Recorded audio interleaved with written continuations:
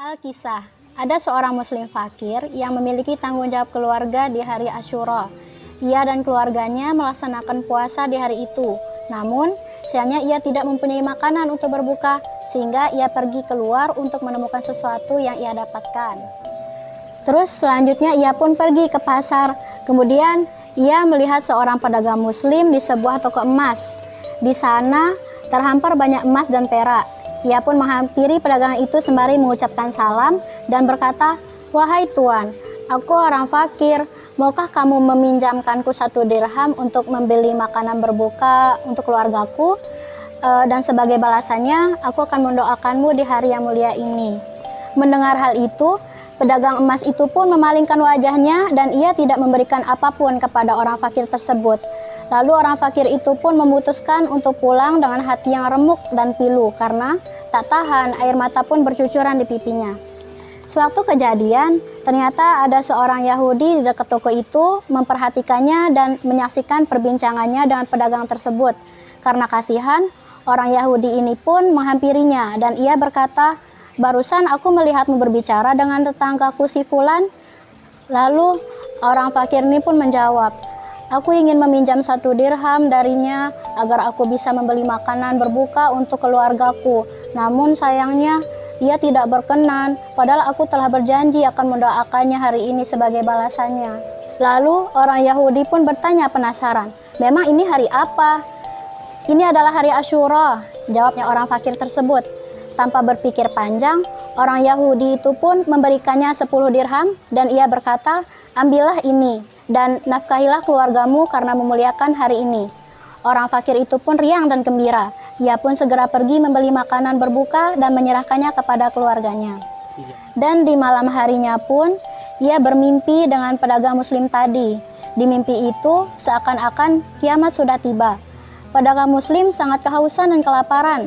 Lalu ia memperhatikan sekelilingnya. Ia pun melihat istana yang terbuat dari permata putih dan pintu-pintunya dari yakut merah. Lalu ia mengangkat kepalanya dan berkata, "Wahai pemilik istana, beri aku air minum."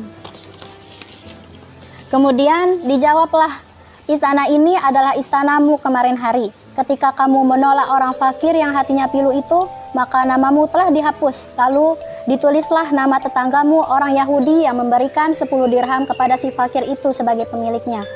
Pedagang emas itu pun mati ketakutan. Keesokan harinya, ia pun pergi mendatangi tetangganya orang Yahudi itu dan berkata, "Bagiku ada hak atasmu dan aku sedang membutuhkan pertolonganmu." Yahudi itu bertanya, "Apakah itu?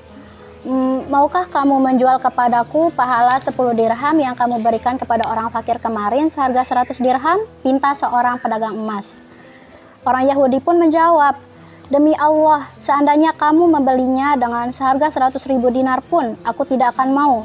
Dan andai kamu memintaku untuk masuk ke pintu istana di dalam mimpimu semalam, sungguh aku tidak akan mempersilakanmu memasukinya."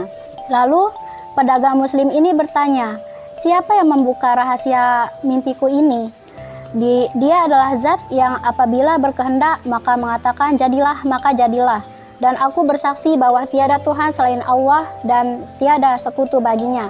Dan aku bersaksi Nabi Muhammad adalah hamba dan utusannya, jawab seorang Yahudi tersebut.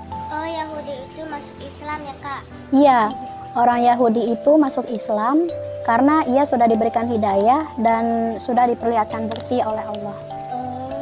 Jadi singkatnya itu, kisah ini tercantum di dalam kitab I'anat at-Talibin karya Said Abu Bakri yang mengisahkan tentang seorang muslim yang fakir hidup di tengah muslim yang kikir dan orang Yahudi yang dermawan.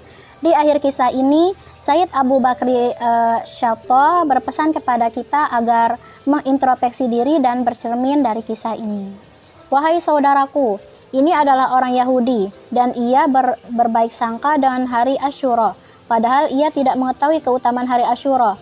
Maka Allah memberikan apa yang ingin dia berikan, yaitu memberikan anugerah kepadanya dengan masuk Islam. Lantas bagaimana halnya dengan orang yang mengetahui keutamaan dan pahala yang besar di hari Asyura, namun justru malah mengabaikannya? Oh, jadi hari Asyura itu sangat istimewa ya?